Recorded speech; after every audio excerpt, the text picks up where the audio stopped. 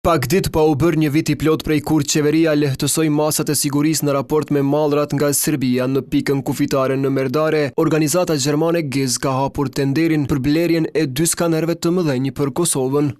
Ofertimi për tenderin e parashikuar në vlerë maksimale deri në 6 milion euro do të mbyllet më 6 tetor, një ditë para përvjetorit të lehtësimit të masave, derisa samiti I procesit të Berlinit do të mbahet me 22 tetor në Londër. Afati për nënshkrimin e kontratës me fituesin është përcaktuar deri më 28 nëntor.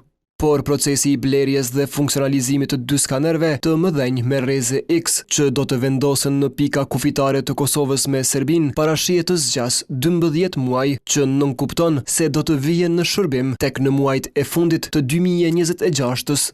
Në kuadër të tenderit, GIZ do të financoj edhe trajnimin për 30 operues me skaner, si dhe 6 administrator dhe menaxher.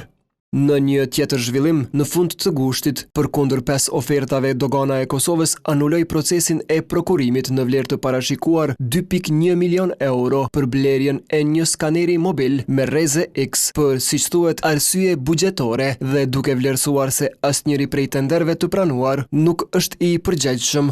Në qershor 2023, pas rrëmbimit të 3 policëve kosovar në Leposavić nga Serbia, Kosova kishte vendosur masa të shtuara sigurie ndaj shtetit fqinj.